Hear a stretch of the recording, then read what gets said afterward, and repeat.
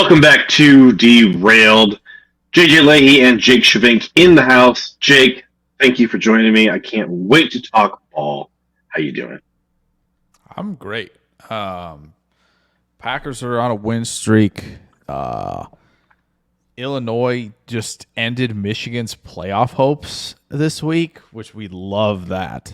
So yeah, I mean it's been great. You know, we're getting into I think the thick of the season where it's really fun to kind of like for teams trying to climb back into the picture. Every week's a big week for them. For teams jockeying for position in divisions, it's big weeks, going forward. So we're at the point in the season where it's really, really fun because you have some data. We've seen a lot so far, and it's just fun to see if trends continue, what falls apart. It's just a great time to be talking football. Absolutely, it is the best time of the year. And one of the fun things with the Packers is that I feel like with these last two performances that we saw, Arizona and Houston, we have finally seen every phase of the Packers show up at different points now. Yeah. And so you know that it's there. And I think this Jeff Hafley defense is starting to kind of find its groove. Most noticeably showing up in the improvement in the results from the defensive line. I think that some of the hard work that they were putting in earlier in the season is starting to pay off.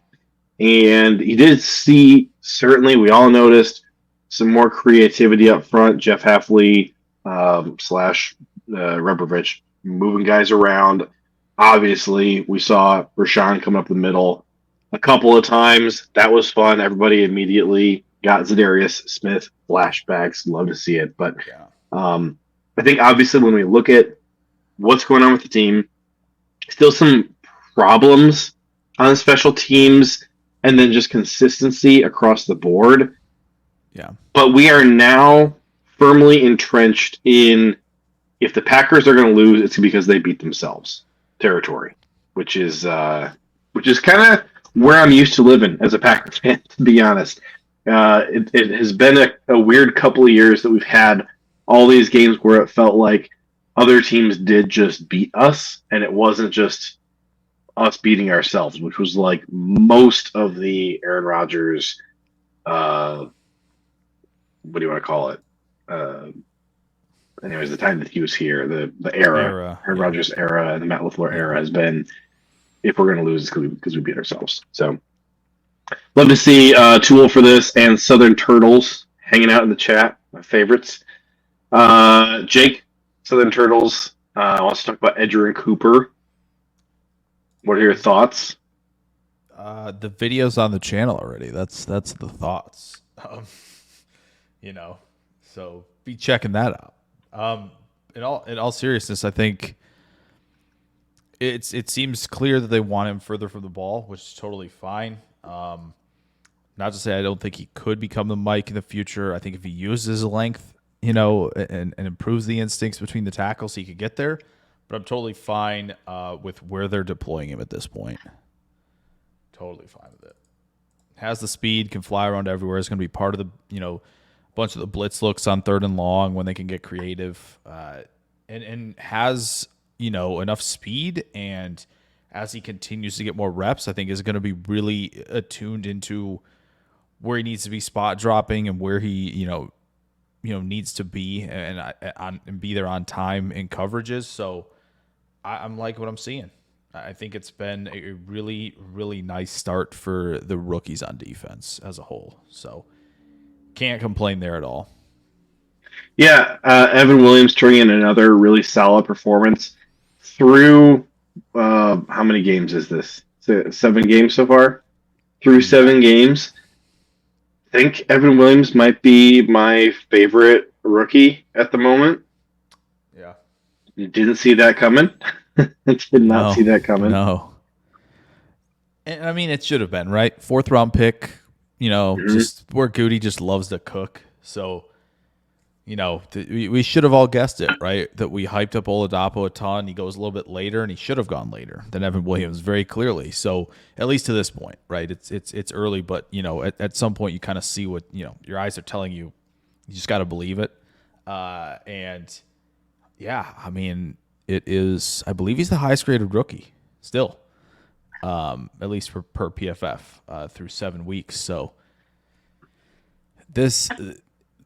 Not to bring about the past and hindsight into this, but like a few of us were talking on Twitter today, like, man, just imagine the secondary if like the Packers went 1-2 in the draft in 2023 with picks 13 and 42 if they went Gonzalez and Branch.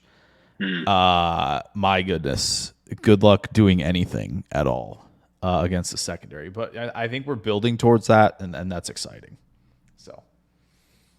So we're going to talk about the Jaguars, but I think one topic that's on everybody's mind that we have to touch on first. Robert Saleh is in the house. Yeah, he is. Now, the second he got fired, I, like many people, ran to social media and posted, we got to get him in Green Bay. Like, come on. The connection is obvious. Makes perfect sense, yeah. Was not expecting him to come in and be an offensive consultant, but I'll take it. Seems like what makes sense is like Jeff Hafley has not been here very long. He is still installing all of his defense. I think not overshadowing him and undermining him is probably a good idea. And Jordan Love was talking about the stuff that Saleh is telling him about what opposing defenses are going to be seeing from Packers offense. And I'm like, okay, this is not where my mind ever went, but I'm glad this is what we're exploring. And, is he going to have some insights that help our defense at times? Absolutely. Not even sure how often he's going to be in the building, but, he's a brilliant football mind. I love that we have a Matt LaFleur buddy here that they're working together. Like, to me, that's just fun, and to me it's different than like a coordinator type of position where we might all be sitting here at some point going like, hey, we're not getting the results that we need, but you won't fire this guy because he's your buddy. Like, this is different. Just bringing him in as a consultant. Like, Robert Saleh's probably going to be a head coach somewhere next year. If he's not, he's going to be the defensive coordinator for probably the 49ers again. Something's going to make me super angry. But I think for this season, this is probably the best outcome. And I say good for Saleh. Have fun. Get out of New York. Clear your head. Go get out of that toxic situation you were in. Come be around some good, wholesome, fun people. You love Matt LaFleur. You're going to have a blast working with him. And help us win a Super Bowl. It's going to be a great time. And, man, oh, man, the conversations Matt LaFleur and Robert Saleh are probably having about Aaron Rodgers. About eight? Yeah, about 8. Man, listen. Surely. Probably Goody came down and say something, too. Goody might have gotten on that action a little bit as well. Just be like, here's the thing. Robert's probably like, man, that is a complicated fella. If he passes Goody in the hallway or something.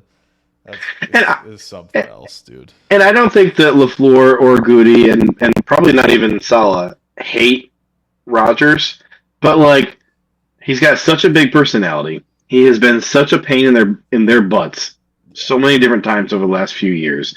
Nobody can bond over the trauma of having to manage Aaron better than those three guys. They're gonna have such a fun time talking. Yeah. And so, a couple things to that. Yeah, I think it shows that, LaFleur making that call instead of, as you mentioned, having Saleh in the room with Hafley while Hafley's trying to do all this in the first year. What we talk about head coaches needing to, be a spearhead of the operation and push all the right buttons in the operation. That's it. Perfect button push by Matt LaFleur. Perfect execution here. Not getting in Hafley's way, deciding, okay, he's seen a lot of defense. he's seen, plenty of people who, we could potentially play down the line, right? He's going to have plenty of insight as to what teams are running and what Green Bay is going to get. So I love it. I think it's great to have another voice in that room where I think Matt will take suggestions. Jordan will listen, right? They'll kind of both be sponges and also throw in their input. So, yeah, I love it. Leave what Halfley's working on to Halfley. And then also, as you mentioned, probably going to be a DC somewhere. Not to start this offseason talk already, but I think the Belichick domino is going to determine a lot, right? I think there are 4 options for him. You think he's gonna be back, Belichick? Yeah.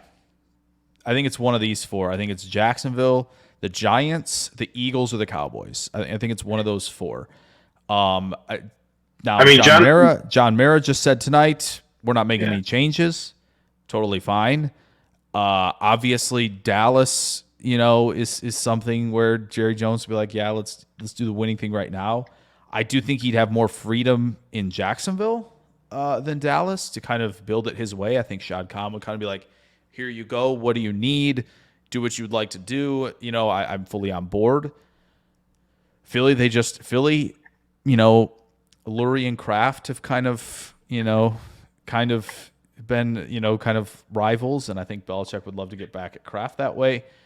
I think if Belichick chooses somewhere other than Dallas, I think it's Ben Johnson, head coach, Robert Saleh, DC in Dallas. That would be my early prediction if Belichick doesn't go there. Interesting. So. I think I'd lay $2 on Belichick doesn't coach again. It's possible. It's possible he is fine with the media thing. Is fine just kind of chilling, hanging out with the Mannings on Monday nights, and kind of. I think he still does inside the NFL, and he's doing some other things as well. So yeah, could he? It's going to come down with Belichick. Like, does he get the situation he wants? Well, I was really surprised this last coaching cycle that there was little to no interest in Belichick from the owners. And not to say that there's no owners who would want him, but I would have thought that he would be like the crown jewel. And there were a lot of teams that just said, we're good. Yeah. Maybe Kraft is going, I didn't like the end very much. He wanted to trade my guy Tom away. I'm wondering if that's what Kraft was talking about. So, oh geez, I'm not hitting that one, but from everything I've seen and heard, Belichick going to the Jets is not happening. It will never happen. He will not do that. So if Rodgers is on a different team, then maybe, right? Too old for this, like maybe, but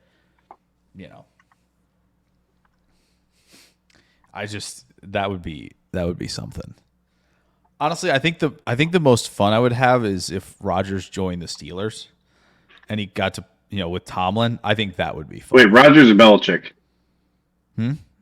You said if Rodgers joined the Steelers. Did you mean Belichick? No, I meant Rodgers. Like he said, Belichick coaching Rodgers would be fun. I think Tomlin coaching Rodgers would be a lot of fun. Oh, sure. Yeah. That probably won't happen, right? Contract, blah, blah, blah, all that. But, like, I think that would be the most fun. They seem to have a fun little, like, competitive rapport on some of those too many men, draw them off side stuff. They seem to respect each other well. So I think that would be kind of fun. But, now we're going deep into hypotheticals early in this show. Should we go deep into Jacksonville and talk about the mess that is down there? We can. So real quick, actually, before we do that, I know there was some people talking about Evan Williams not getting Defensive Rookie of the Year consideration, and that he maybe should be Defensive Rookie of the Year. Here's the issue, guys. Okay, here's the issue.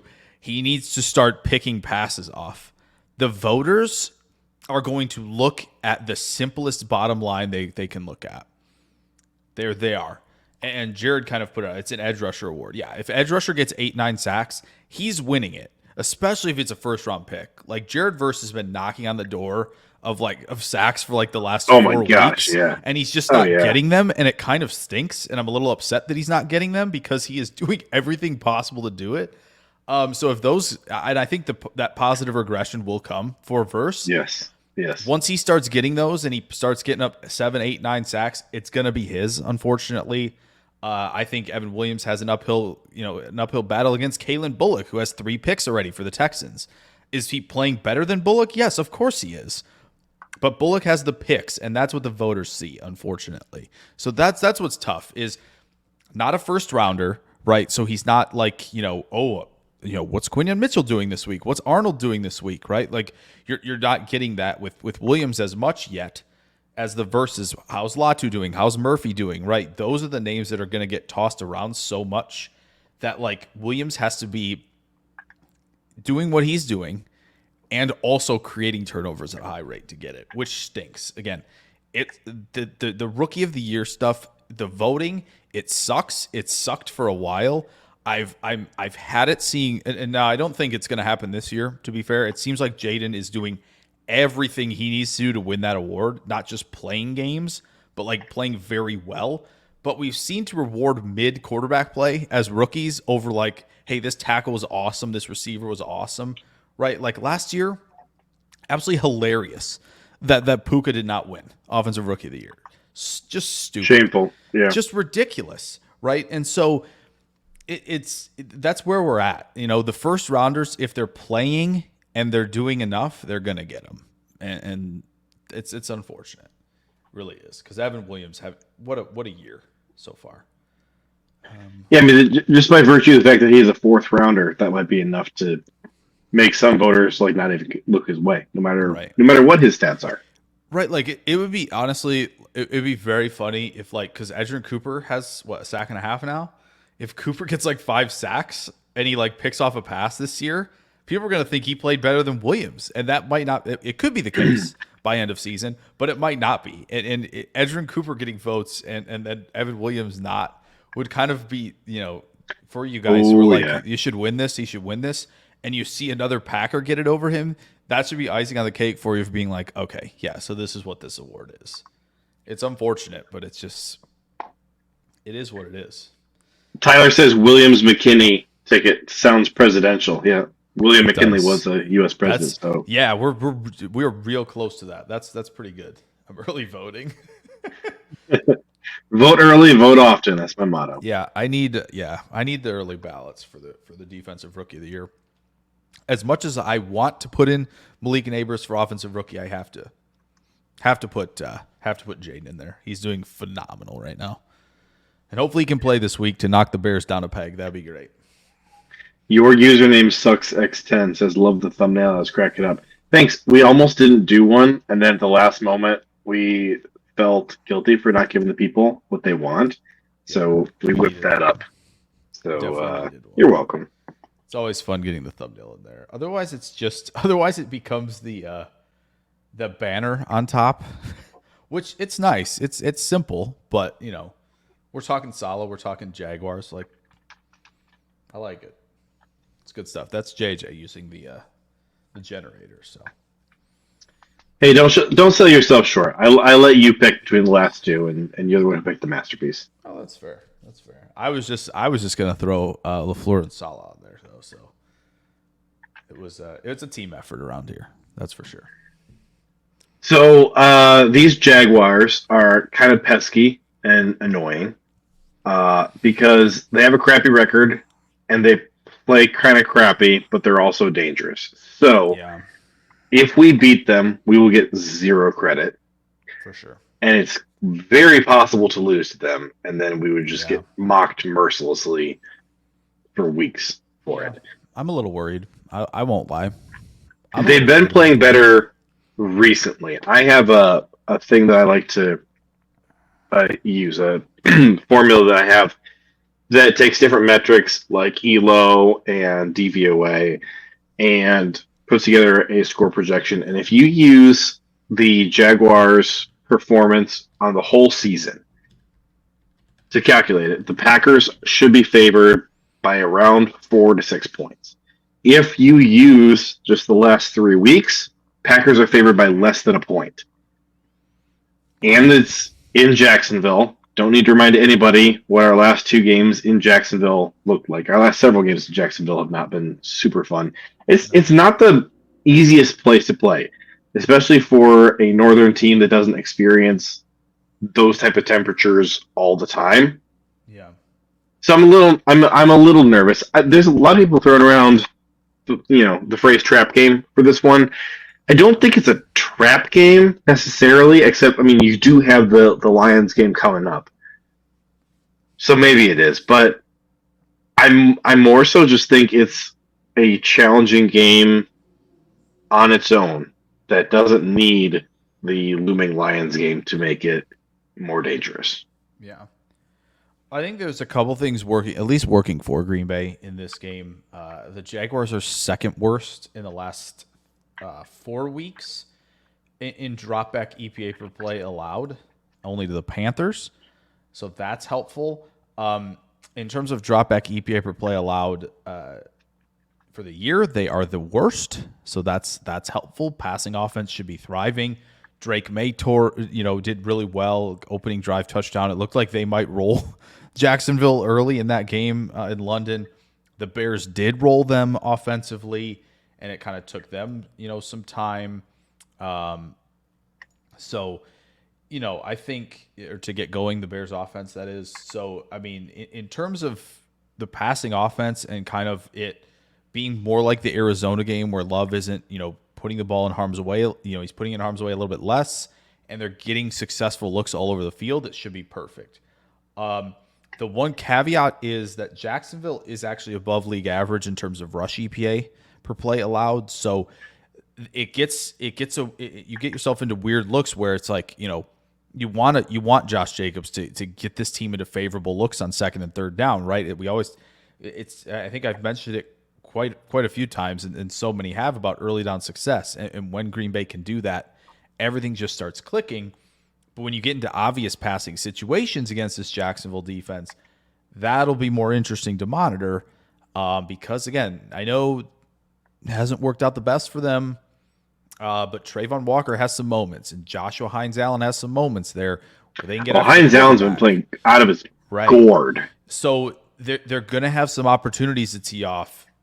It's just going to be up to, again, good protection, good decision-making from Love in those moments should they get into those high-leverage spots. But I do think it's setting up very well offensively.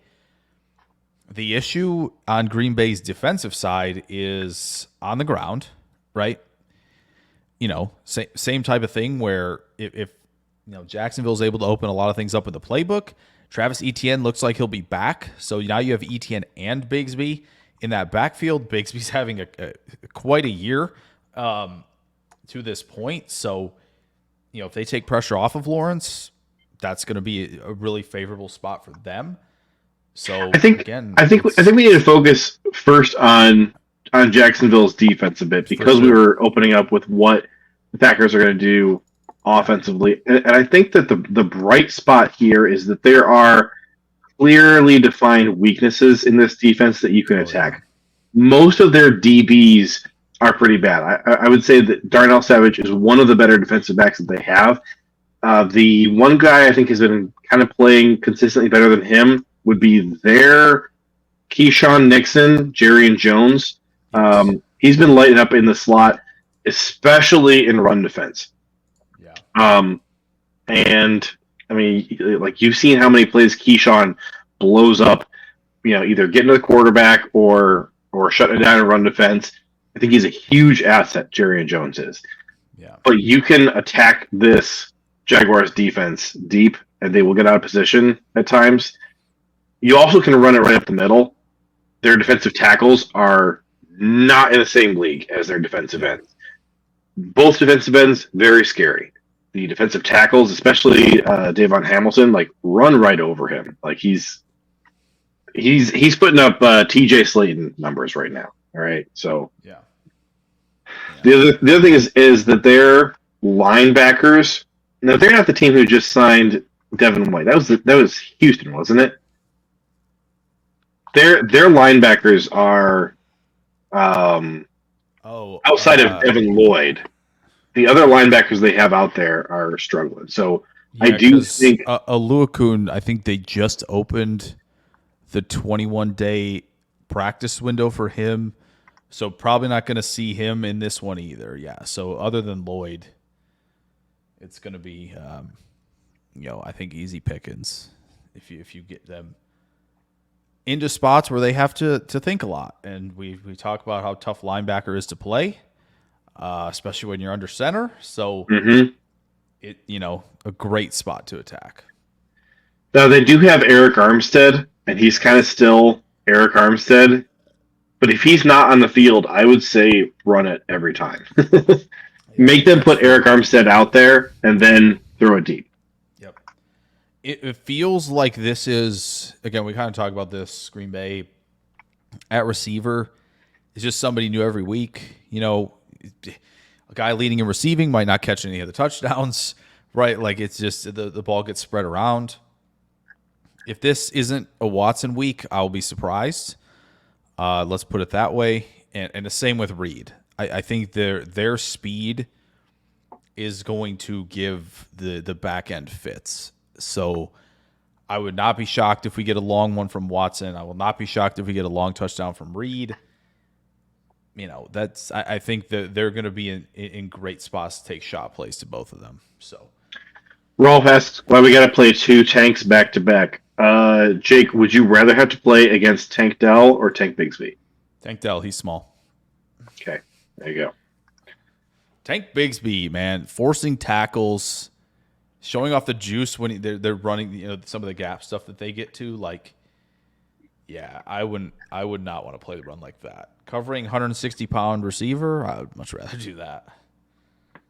So. Too old for this. The Bears are playing the Commanders, possibly without Daniels, but they will still lose since they aren't out Colson Yankoff. Let me tell you, if the commies beat the Bears without Jaden Daniels, we will all toast the great Colson Yankoff. Yes. Yeah. Honestly, I couldn't believe that it was just like they, backup QB on Sunday that like Carolina didn't score more than 7. That's hilarious. And pretty big indictment on that team right now that they couldn't score more than 7 against Washington's defense. But the operation didn't lose much without Jaden, and I know they were cruising, but that's good news at least for that Bear game. So we'll see. Trying to think, was there anything else on defense that we need to look at? I think we're ready to I don't think flip it over and look at Jacksonville's offense. The thing with their offensive line is that there really isn't a weak spot. I think Anton Harrison at right tackle is probably the weak link, but he hasn't been bad, and everybody else has been just solid across the board. And I honestly would take an offensive line like this where everybody is just solid over a line that has a couple elite guys and a couple gaping holes. I like an offensive line that just works well together with really good chemistry, especially in run blocking. Yeah, they have been, and I think it's very clear that they've been kind of hammering this as a point. This Jacksonville offense of getting good numbers, good angles in the run game, and letting their running backs take advantage when they get those big opportunities, and it's clearly been working. The fundamentals are there for them, which is something that, again, it's perfect time for all right, Green Bay, you got something against the run. Let's kind of see it, because this is like a team that you in theory should be able to keep up with offensively right in this game, no matter how kind of the game goes. But it's just a really nice, kind of, all right, this is level 1, like level 2 run game, Detroit, that might be level 3. Like, you're going to be skipping up, you're going to be jumping up. This is a great chance for kind of the run D to kind of check a box this week as, divisional play ramps up. So I'm excited to see what they got. And too old for this. I'm pretty sure Mike Evans is out this week. I think the hamstring, he's going to be out. So I don't know if this is my recommendation. I don't even think Evans is playing. So I think you have to play Watson. I don't think I don't think you have a choice. So, but you can blame it on me if you want to.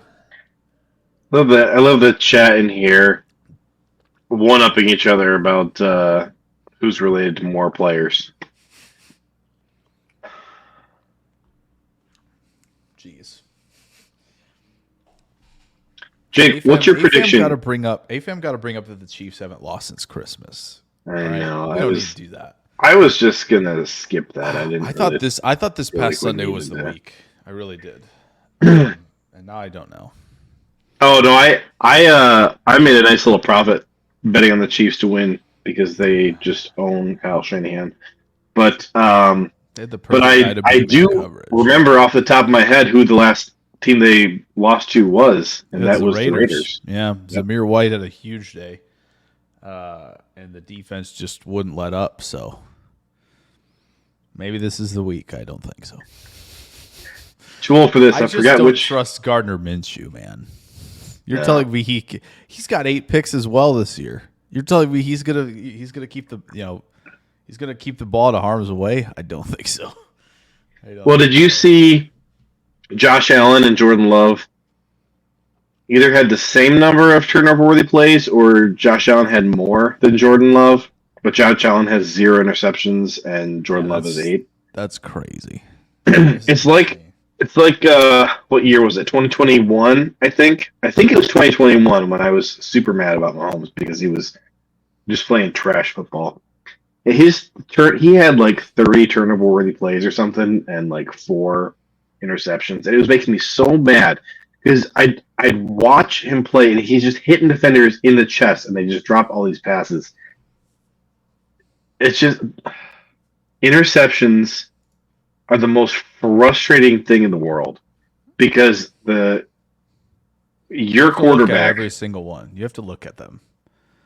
And that's why I really love that PFF tracks the turnover-worthy plays. What a fantastic stat. Because if you hit a defender in the chest and they drop your football, I don't care that it didn't count as an interception for you. There's nothing that you did that made it not be an interception, unless you're Brett Favre and you're breaking the defensive back's fingers with your fastball. All right, that's it. Yeah. It is really nice. Yeah, where it's like, Kadarius Toney drops a pass into a pick six. Like, whose fault would that be? Yes, it's an interception. Let's put it in the stat sheet. It's like, well, okay, fine, but also not a turnover-worthy play, right? So there's a few different... Garrett Wilson on Sunday, right? Dropping a pass that hit him right in the number, just good example. There's a couple stats. Shut up, too old for this. There's a couple stats that I have been advocating for improving. One is let's get rid of half sacks and just treat it like we would do with tackles, where you have solo tackles and assists. Let's just do sacks and sack assists. Yeah. The other is passes that a wide receiver tips into a defender's hands should count against the wide receiver. It should be a wide receiver interception and should not count against the quarterback. Yeah, it's not the quarterback's fault. I mean, sometimes it freaking ricochets like a 45-degree angle. Mm-hmm. Yeah. It's and then the sacks is kind of the same thing, right? Where it's like QB runs into sack, don't give that sack to whoever offensive lineman is nearby. Like QB did that, right? And I think Burrow's kind of talked about it as well, where it's like, I hold the ball too long. I do it. Some sacks are on me. Like I know he said that. I don't remember what podcast or whatever show it was that he said that, but yeah, there are definitely some things that need to be tweaked for sure. Jake, you want to talk some Northern College football? Really quick offensively for the Jags. If Brian Thomas is good. Toolfus has a fantastic suggestion. Receiver drop result should definitely count as a fumble. It should. I prefer no in fantasy. No, thank you. I don't think so. I think that's fine. As long as fantasy doesn't adopt it, works for me. Kadarius Toney would have scored Yeah, negative fantasy points in MVS. like every. Who else? Who else dropped a lot of passes last year for them? No, it's not. It's not a drop pass. It's a drop that results in a pick. Yeah, but like, what if you drop an easy touchdown? What if you do the stupid thing where you drop the football right before you cross into the end zone? Yeah, nobody goes and grabs it. Bit of a tough scene there. If I was a college head coach, I would tell all my receivers and my running backs. You want to drop the ball, you better cross the second line. Right? You better cross the back line in the end zone before you drop that ball. If you drop the football before you cross into the end zone, you're off the team. I don't need you in my locker room. It's crazy that has happened that much. Like, I feel like especially in college, I feel like you see it once every year. Where it's just kind of like, man, we can't be doing that. A couple times a year. Yeah. And it's just like, man, you think, especially college players, you see that once and you're like, oh, I don't want to do that. I'm not going to be the one to do that. Right? And it happens anyway. Real quick for the Packers fans, Brian Thomas is good. We talked about him a lot. He's good. Shouldn't be any surprise. The LSU receivers are great. Mm-hmm. Want more on him and the challenge he's going to present to the Packers corners. There is a video where you're watching this. If you're watching it on YouTube, Brian Thomas, take a peek. Other than I think the 2 London games pretty much went through the first 5 weeks of him and in-depth look at how he's challenging guys. And Ja and Valentine and Stokes, those guys are going to be – they're going to have their hands full. It's just the truth.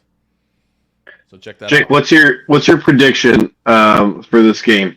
Do the Packers protect their win streak, or do they drop one of the Jags? I'm torn because, like, I wouldn't mind if they lose this if I can guarantee a Lions win. I think that's what I'm expecting, actually, is a Jags loss and a Lions win. Listen, I will probably be taking the Jags in the points. Just put it that way. This is not advice. I'm just telling you that I would probably be doing that. Just because it does. It feels like it's one of those weird Packer games. We get them every year. They're not going away. Right? The Giant game last year is a perfect example of, like, should never be losing that football game ever and lose it anyway. So, dude, I parlayed the Packers beating the Chiefs and losing to the Giants in back-to-back weeks. It's one of those weird things, right?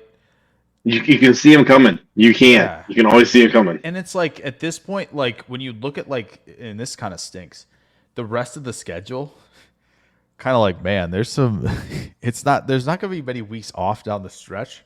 Thank you. But that's when the Packers thrive. Exactly. When they are playing juggernaut after juggernaut, that's when they thrive. You give them like a cupcake schedule. This is it. You give them 5 easy games in a row, and they're just going to, like, pee down their legs. Yeah, this is the Jacksonville one, and I think there's one other one. They're at Seattle in, like, mid-December. If, like, Seattle's in, like, 3rd place in the division at that point, they're dropping that game. Watch out. Yep. They're going to drop that game. So, like, those are the 2 games, Jacksonville and Seattle, down the stretch where I'm like, ugh, especially on the road. Like, it's just like, they should be winning this, but, like, why do I not feel good about it?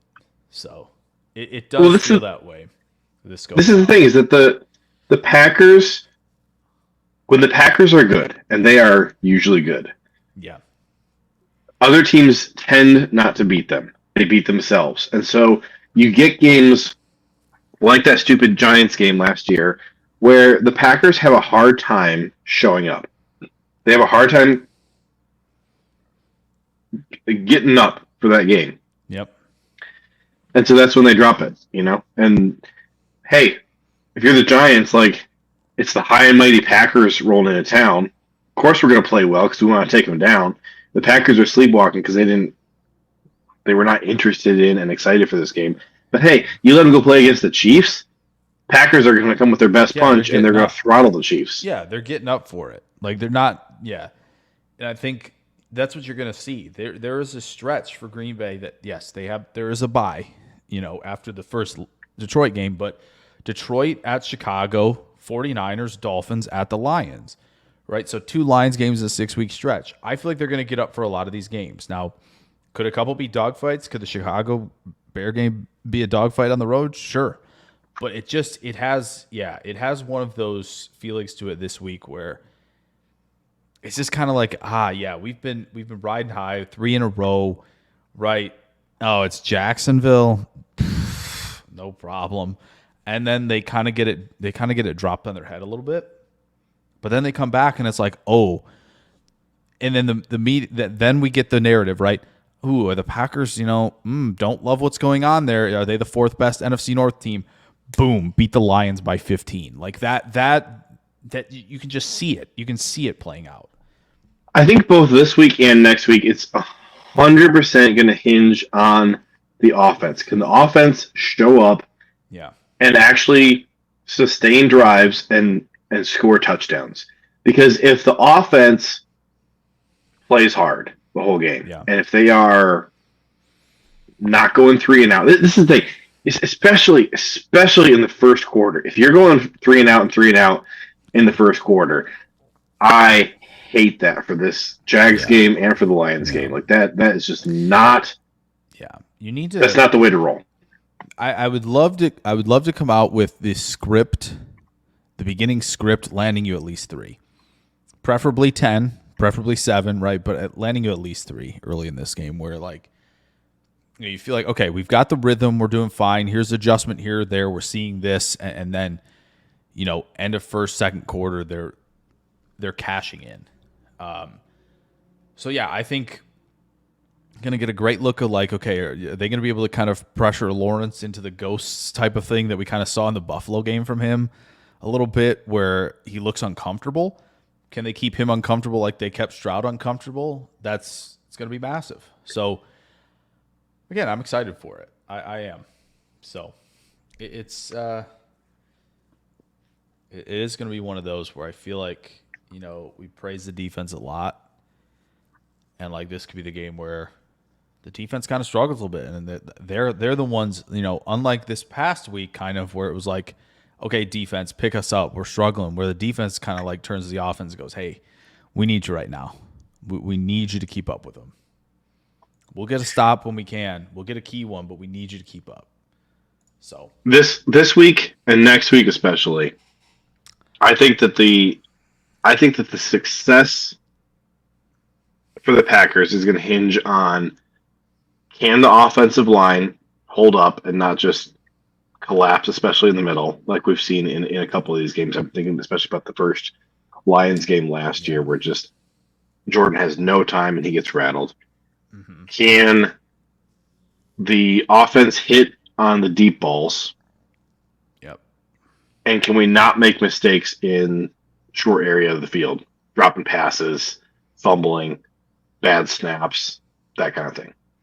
Yeah. If you can win in those 3 areas, I feel good about the Packers handling business against the Jags and the Lions. I don't have a ton of confidence that they're going to win in those 3 areas. Those are the 3 areas you need to execute. Yeah. If you can do it, I think that everything else is going to work well enough. Those are the 3 areas that make me nervous.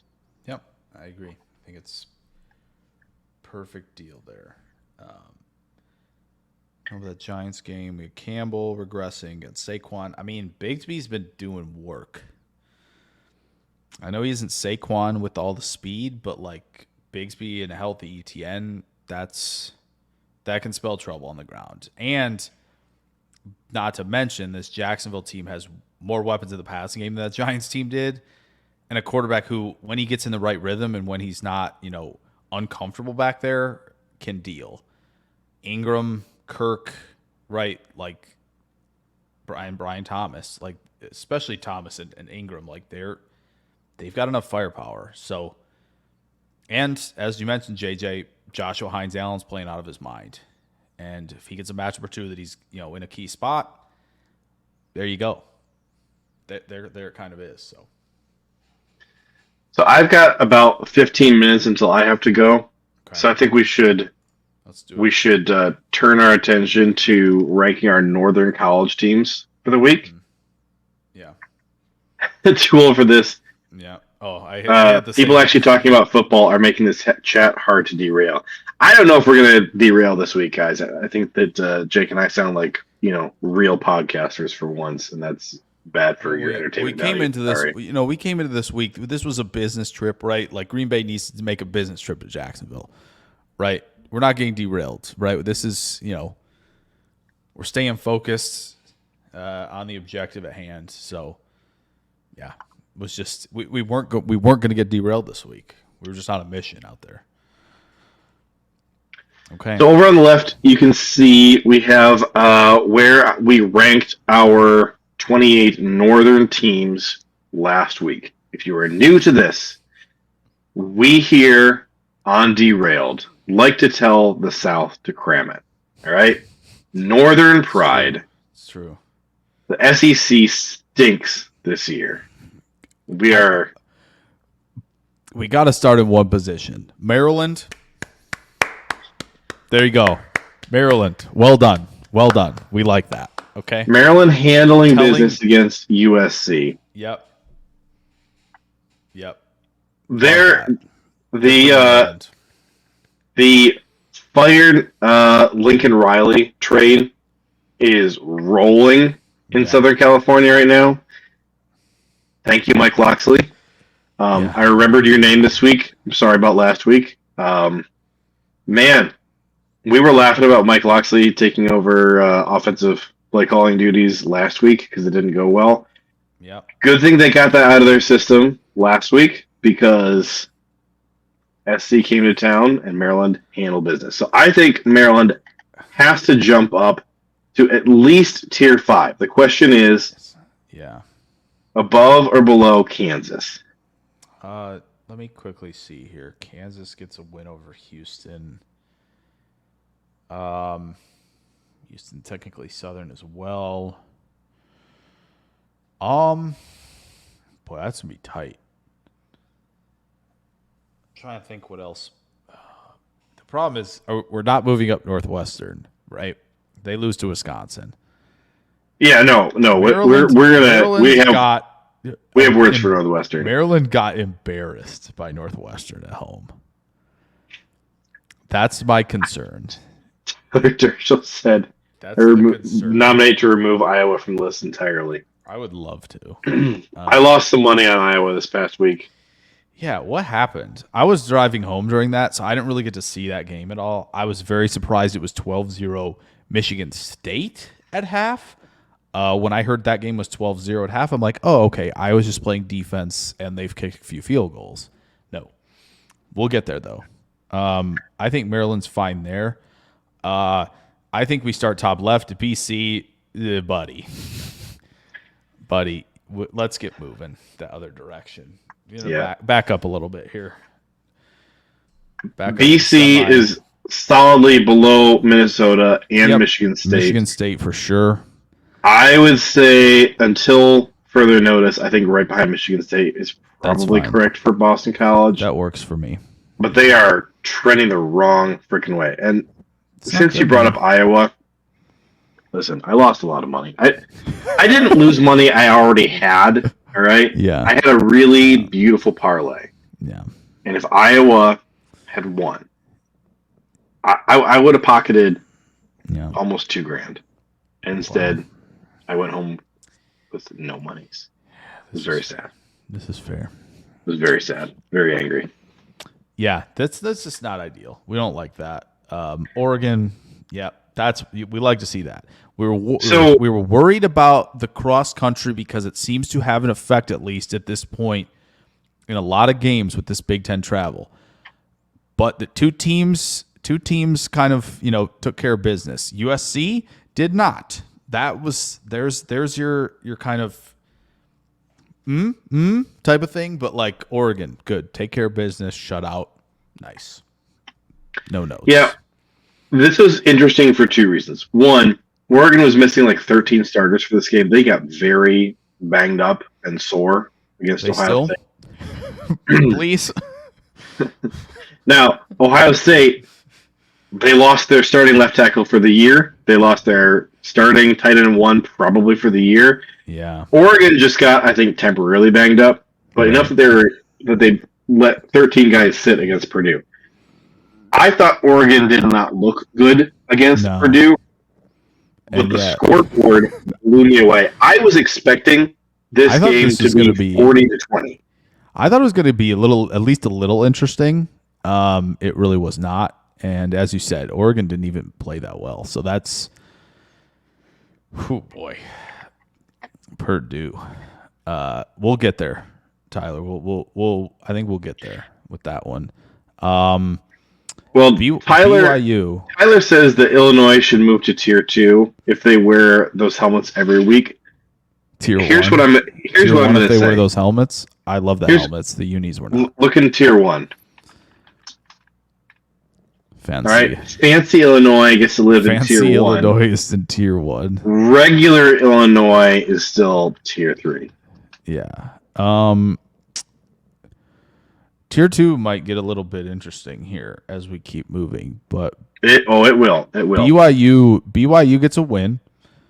Okay, cool. They get a win over a very questionable Oklahoma State team, and it was a miracle necessary W. Good news that the playoff just win, baby. Absolutely love that. The fact that I kind of like that it's just kind of like, okay, BYU, Kansas State, Iowa State. It's like none of the teams that everybody thought early, other than maybe Kansas State, right? I think a lot of people said we're going to be kind of around it. But Oklahoma State, Arizona, Kansas, and who's the other one? Colorado. Utah. Was another one that was like preseason. Everybody was in. And it's just kind of nice that like teams just kind of stepped up and said, nah, it's our turn. So that was cool. But yes, Colorado definitely in the mix as well with those other three. So that's.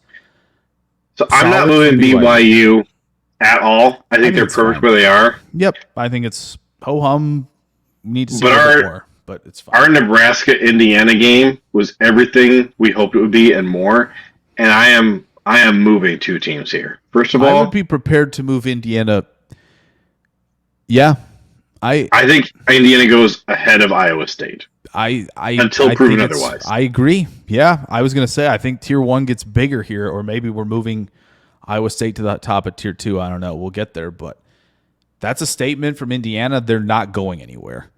And I do think that Tier 1 is continuing to compress a little bit. I think that post Oregon, Ohio State, I think we certainly moved Ohio State down considerably in our estimation of what they were. Yeah. And I don't know that I have raised Oregon up that much in my mind. Yeah. From what we already thought that they were. Yeah. I do think that they are the best team in the country right now. But I say that with the caveat of there's not a super team anywhere in the country this year. Yeah. Like the whole SEC stinks. Yeah. Playoff could get interesting. Don't let Ashton Genty and them boys get hot. That's all I'm going to say. Do you think that Indiana could go undefeated in the SEC this year? No. I think it's fun what they're doing. I'm not going to go there. I'm not going to go there personally. Do we need to demote Nebraska, or is this fair where they are? Oh man, I don't know. Here's the thing: Nebraska being higher than about to drop Illinois, 2 in a row here. Nebraska being a tier higher than Illinois is interesting to me at this point, but is what it is, I guess.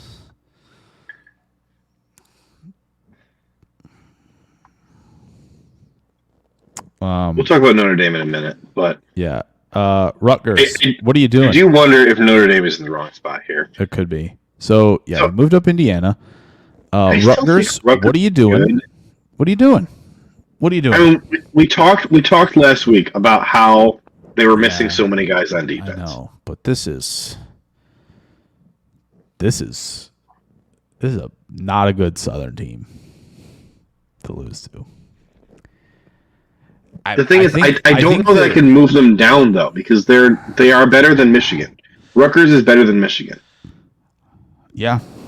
Now, granted, Michigan's going to be moving down, but right. Who's better, Rutgers or Colorado? Who's Colorado lost to this year? Have they lost to any Southern teams? Nebraska is their loss. Okay, so Northern team, acceptable. Yep. I still think that portion of the list is correct. Yeah. Wisconsin. Rutgers, we just don't like that, okay? We don't like that. Shame on you. Get healthy. Get your guys back. Yeah, come on. Okay. We need to get back on track here. But not against Illinois. Sorry. Wisconsin continuing to prove us wrong. Yep. And shame on you, Northwestern, for allowing that to happen. Especially on your like new makeshift stadium on the lake. Perfect place to make a statement. Don't make one. Okay. Cool. Cool. Don't make one. That's fine. Tyler says that Iowa State should be ranked above Indiana. Your response, Jake? I could do it. But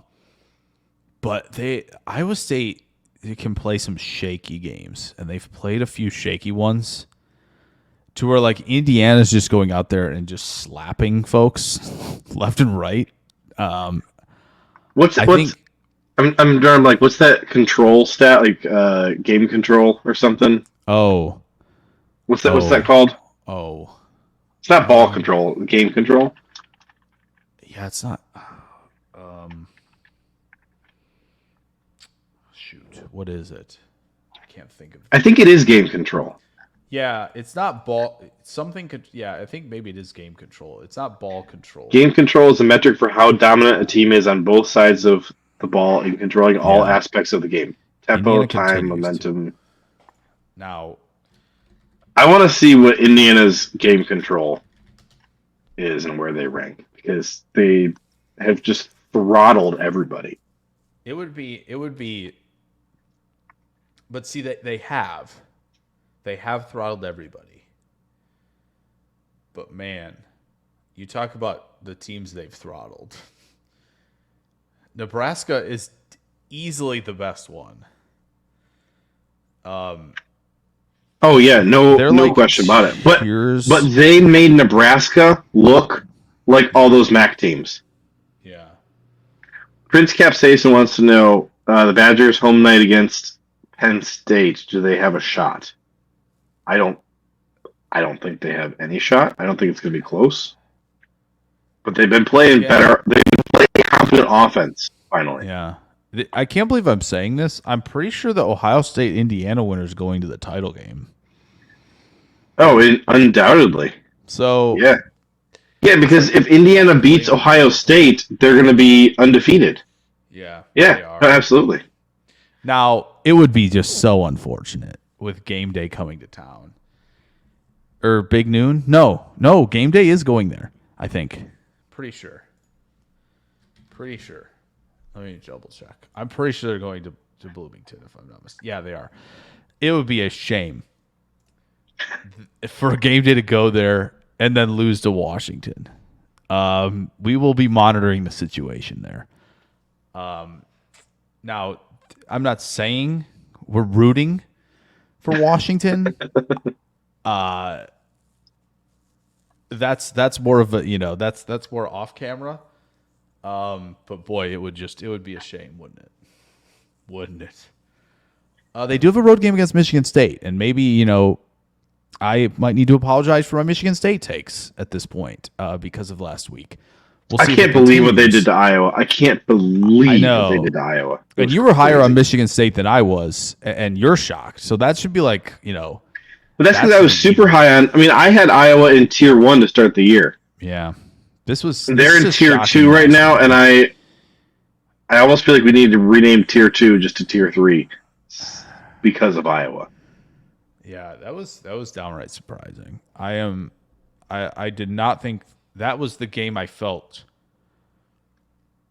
Other than other than like Oregon and maybe Indiana, the game I felt really sure about for the northern teams this week. I was like, yeah, Iowa at Michigan State, yeah, maybe it'll be a little bit, slow for them to start, but they'll pull away. Kind of like Minnesota, right? It could have been. That's what I kind of envisioned. But man, that's brutal for them. So we got to get humming through these a lot quicker. Yeah, are we moving Wisconsin up? We got to move at least above Northwestern, I think. Yeah, they can be above Northwestern. Yeah. I would say if Maryland had not beaten USC, I would put Wisconsin ahead of Maryland. I agree. I think with the way Wisconsin has been playing, we should put them at the bottom of Tier 5. Okay. Like not just ahead of Northwestern, but also moving them up a tier. Yeah. No, I'm fine with that. I think Northwestern, Purdue, that's about right.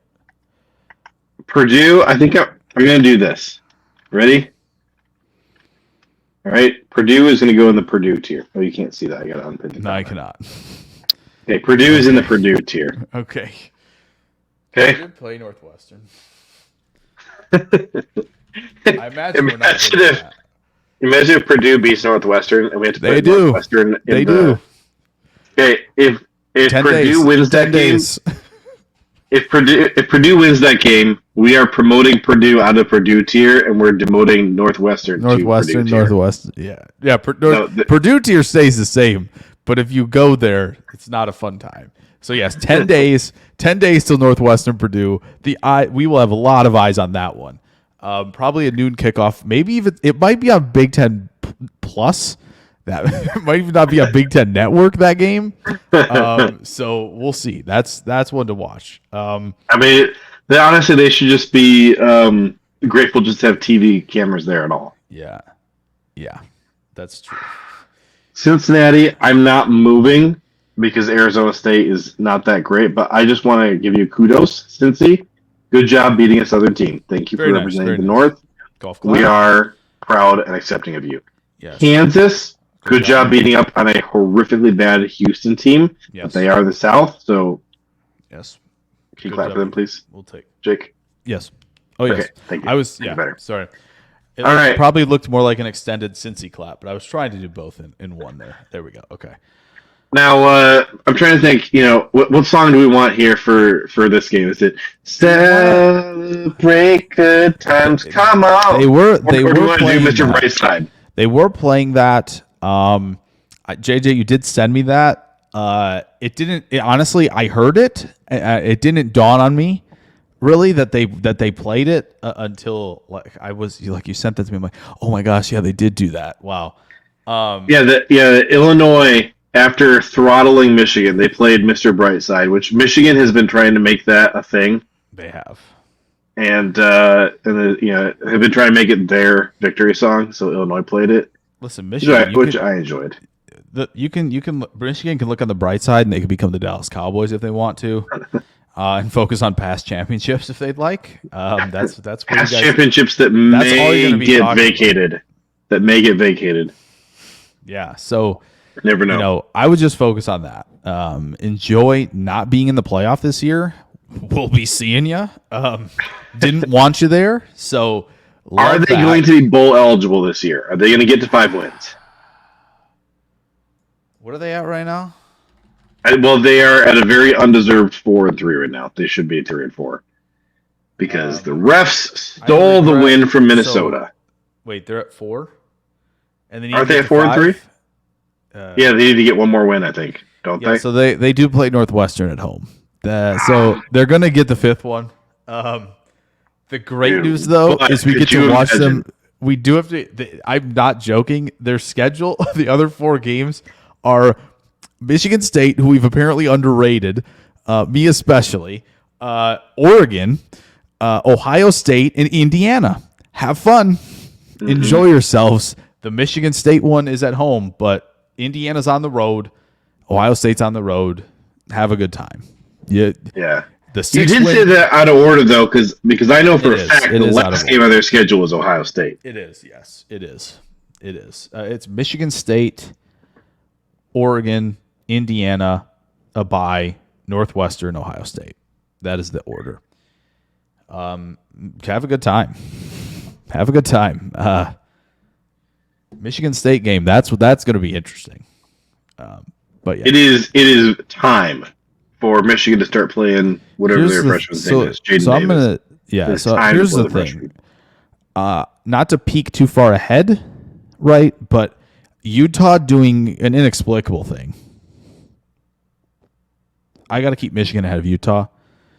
It's embarrassing, Utah, honestly, this season. I know, Rising looking for that 8th year, you don't have them out there, but like, man. Well, they also got rid of their offensive coordinator. And it looks like they did in this one. Yeah. It looks like the position was vacant. I think they got rid of him after the game. I'm pretty sure, like the day after the game. That makes sense because, he must not have shown up.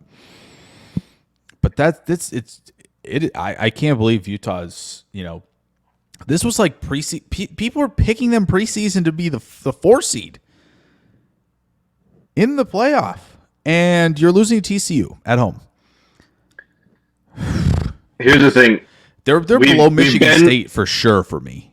Michigan State over Utah easily at this point for me.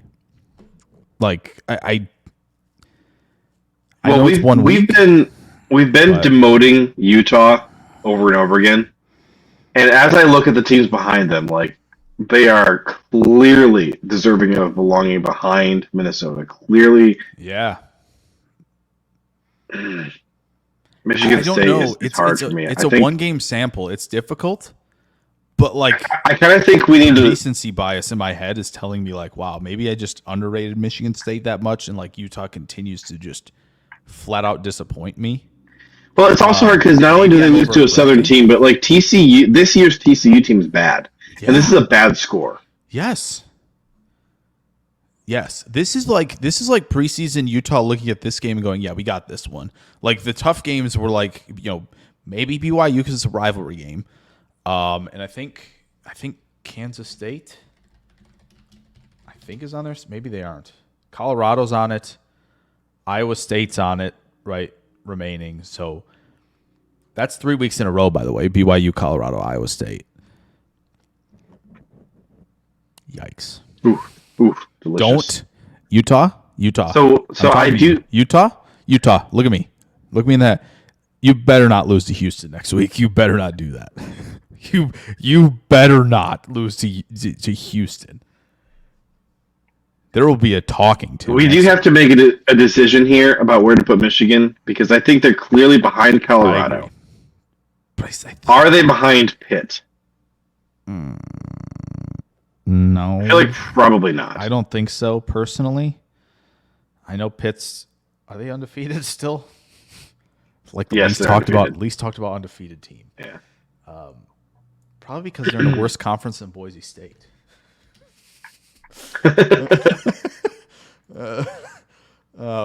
Anyway, that's okay. That's it.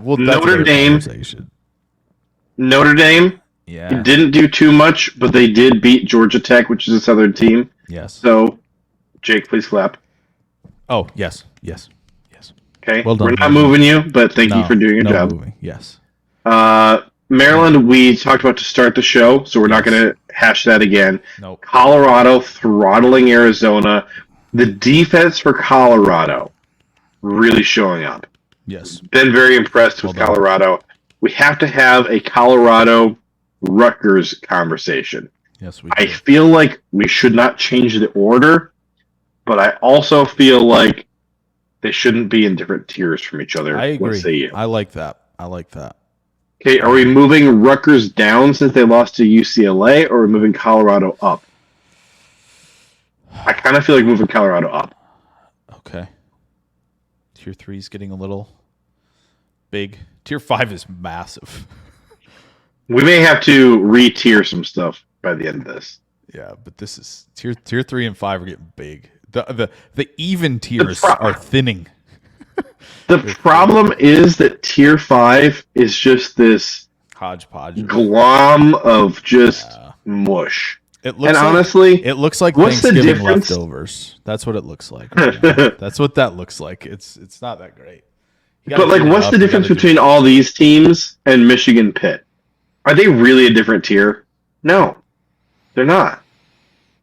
I mean, honestly, I feel like the cutoff really should be below Boston Cincinnati. College or Cincinnati, yeah. Because we've been so frustrated with Syracuse, West Virginia, and Kansas for stinking it up. Yeah. So but the Utah and BC frustration, by the way, is real. That is a real thing. 100% that we're watching with a lot of intent. But that looks okay. Rutgers, Colorado. Yep. And I'm glad we have Michigan State coming up because I just feel like this 1, 2, 3, 4 of Michigan, Pitt, Minnesota, Michigan State is out of order, but I don't know how to reorder it any better based on just the body of work that we have right now. So I'm glad that these teams are going to play each other. Yes. Also, important note on two teams who are not up there this week. Pitt, Syracuse tomorrow. Interesting. That game will tell us absolutely nothing, but it'll be fun to watch. Yes. So that is a game. So we will have a matchup between a tier 4 and a tier 4 and tier 5. The watchability of that game should be very high. Here's the thing. It could tell us something. Will it? Probably not. But, Syracuse. Well, okay. If they win Syracuse, the game. Syracuse wins a game, especially because it's at Pitt. If Syracuse wins, oh boy. Then we got more issues in tier 4. Anyway, well, we're getting ahead of ourselves. We have all these Syracuse problems, though, because Syracuse, as we talk about every week, there's two versions. It's like how we have fancy Illinois and regular Illinois. We have fun Syracuse and stupid Syracuse. Yeah. And, which version are you going to get? And so it's hard to move them out of tier 5 because, sure, could they come out and, cheeks smack Colorado or Michigan? Absolutely they could. But they could also lose to Wisconsin. This is just where they belong. Yep. Frisky and fun are just absolute cheeks. That's Syracuse's range. It's just it's very wide. Okay. We said we moved Colorado, so Iowa State. Okay, I will just say. I will just say the score of this game I don't think accurately reflects how the game went, but is UCF that good this year? This is a terrifying score for Iowa State. Here's my thing. I think when you're a Big 12 or an ACC team, there's going to be a game like this at some point during your season. It's very much like we talk about Green Bay and Jacksonville, funny enough, where it's just this is a game they should be up for. UCF is on a 4-game losing streak. I agree. I'm just telling you. They're 1-3 in the conference. I'm just telling you. Iowa State almost lost to them. Everybody's going to have this. I'm going to prepare everybody. This is their version of Oregon's Boise State game. I'm going to prepare everybody for this when Utah is beating BYU in the late third quarter of their game in 2 weeks. That it's oh yeah, this is going to happen. Because it's not as you said, it's the year of who is truly excellent at this sport right now. They're going to have these games. Oregon had it early. They had it early. They said, "Man, we can't stop Ashton Genty to save our life." Yep. And they hung on. And then it turned out nobody else in the country could stop them either. Right. But also, I don't know what was going on against Idaho. So the offensive line couldn't do anything. Yeah, and I'm sorry, we gotta do stuff against Idaho. So a lot of the teams in Tier 1 and Tier 2, but especially Tier 1, are gonna have these games. I know they are. Penn State's gonna have this game at some point. Not to get. It could be this week. They had it against Bowling Green. That's true. That was it. They had it against Bowling Green. Could it happen again at Wisconsin?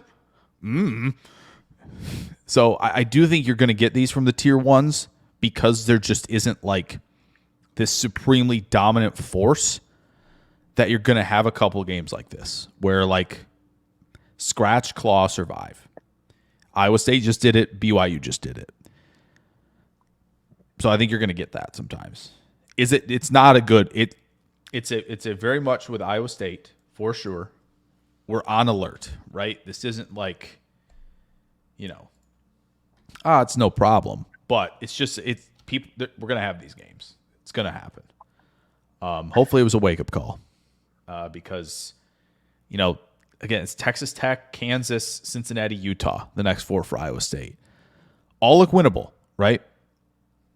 You got Kansas State to end the season. So I think Kansas State's probably going to have one like that as well at some point down the stretch as well, as they kind of push toward a Big 12 title game. We think these Big 12 teams are separating themselves. We'll see. So that's my thoughts on Iowa State. Not to get too rambly, but I know we got a few more left here. But we really only have one more left because we already did Utah. Oh yeah, that's right, we did. We didn't move Michigan State, but we. So Iowa, I'm so disappointed in Iowa. Me too. And it makes me really tempted to just delete Tier 2 altogether and merge it with Tier 3 and have this big glom because seriously, Nebraska's in it. Washington, yeah. And like Washington, Nebraska, and Iowa all lost their most recent game. Yeah, it's a very disappointing tier right now, and it makes it hard for me to defend putting them a whole tier ahead of BYU. I agree. BYU or those 3 above is an interesting conversation. Heck, Colorado or Washington. And that's why we need to merge. That's why I think we need to merge exactly. These 2 tiers. Yeah, nope, I agree. That's why. That's the first thing that came to my mind when you talked about merging the tiers. I looked at the bottom and then I looked at Tier 2. I'm like, oh, Colorado Washington is a weird conversation. So, yeah, no, I don't mind that. The tiers are buddying as we get to Halloween. As they should. Spooky. It's getting spooky out there. As they should. Yeah. And I look forward to demoting Michigan further when they continue to lose more games. I mean, they're going to lose more games. There's no doubt. Maybe they get up for the Oregon game because it's like, number 1's coming to our place if they're still number 1. How much can you get up when you have no quarterback? Oh, no. Yeah. But again, does Boise State have a quarterback, would you say? They don't need one. They have Ashton Genty. Right. Michigan has literally nothing. If they run with Mullings, Edwards hasn't been good, though. That's what's tough. No, he's been terrible. He's been bad for 3 years in a row, or is this just his second year in a row? I think it's second. I think it's second. But yeah, I can't believe that. That's a wild. Look at the slate of games we get this week. Oh my gosh, delicious. Washington, Indiana. Sorry, Huskies, you're probably getting slaughtered there. I hope they win. Even though we love you. Even though we love you, you're probably getting slaughtered. Washington, I'm rooting for you so much in that game. Let me tell you. Hey, Lincoln Riley, did you enjoy getting shellacked by Mike Loxley in Maryland? Okay, go home, rest up, but Rutgers is coming to town. Big travel. You really have to win this game. Big travel. USC. Honestly, if they drop back-to-back games against Maryland and Rutgers. But listen, Rutgers, you guys better take care of business. All right, we're watching you now. Okay, you're 2 tiers out of Maryland. Okay, okay. Maryland won the game. Okay, you guys better not lose. So Notre Dame. Isn't this the furthest that teams could travel in the Big Ten? Is Rutgers and USC? Yeah, I think, or it was last week with. I don't know if UCLA is technically further or not. No clue. It's really close. Yeah. But I think 2 of the longest. They're both further west than Washington and Oregon. Yeah. Whatever. Rutgers to one of the either UCLA or USC is the longest. But we're getting the 2 longest back-to-back weeks in terms of travel. So that's interesting. What's the name of the Kansas State game? What do they call that one? I don't know. That's a good question. It's called Corn Pops.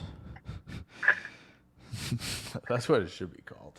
It's called maybe it's not called anything. Sunflower Showdown.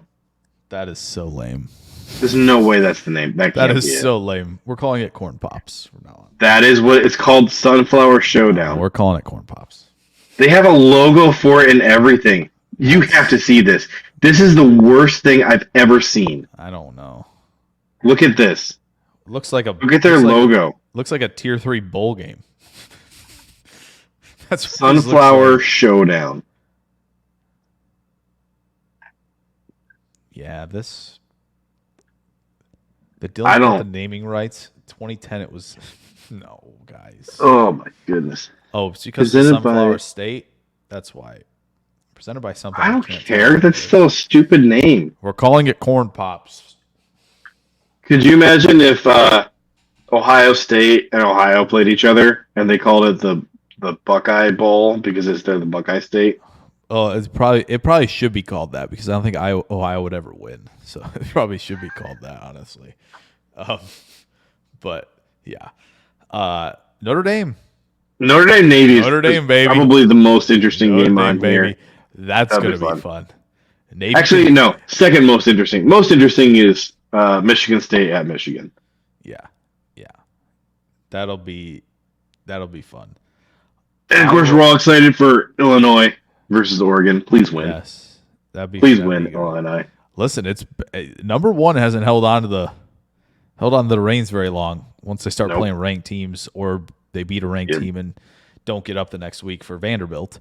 I do think that it took a lot for that performance last week. Like they really had to get up and do the whole Red Grange thing, and like Oregon is so much better than Michigan. But oh yeah, they definitely are. Man, maybe Illinois feel themselves and they really. I need to. Yeah, there needs to be we need to be walking in with a great level of confidence in this one. Just go. You got to go strutting into Autzen as 25-point underdogs. So should be good. But Notre Dame, Navy can throw the ball now. Have fun. Have fun having to prepare for what they do on the ground, but also realizing they can throw. Yikes! But there'll be a lot of fun. There's 4 or 5 I think matchups this week that are going to be good ones. So, well, people are starting to expect Army Navy to be played 2 weeks in a row because it would be the American title game. And then then they rematch the next week as just the Army Navy game. So here's the thing. The winner of the American title game very well might be ranked and possibly in the playoffs. Yeah. And then that team would have to then the very next week go play Army Navy and possibly lose to the team they just beat. Yeah. I'm so here for that chaos. Fun. That's fun. Yeah. So here for that chaos. I'm really upset because I want to see both Navy and Ashton Genty in the playoff, and we can't get both. That is the worst. We can if they take care of business and earn their way in as wild cards. I mean, come on. Listen, if you want this and I want this,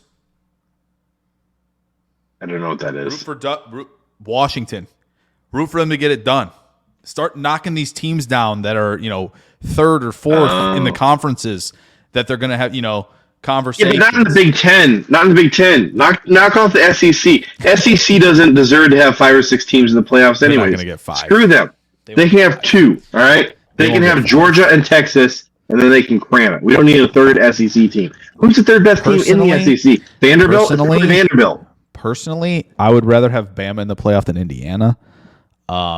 Bama's not making the playoffs. I don't respect Indiana. I don't like Indiana. I will be rooting for Washington this week. I will probably be rooting for Michigan when they play Indiana. Please get them out to make room for the midshipmen and Ashton Genty. Thank you. And good night. All right, listen. I want to thank our listeners for hanging in here for all this Northern College football talk. Do you guys enjoy this? I hope you like it. We have a blast doing Northern College football. I hope you guys like it. I hope you will join us in telling the South to freaking cram it. But first and foremost, of course, we are a Packers podcast. Sure, so in light of that, I want to thank you all for wasting another perfectly good hour and a half with us here on Derailed. And in the words of the late, great, esteemed Mr. Ed Policy, go Pack, go.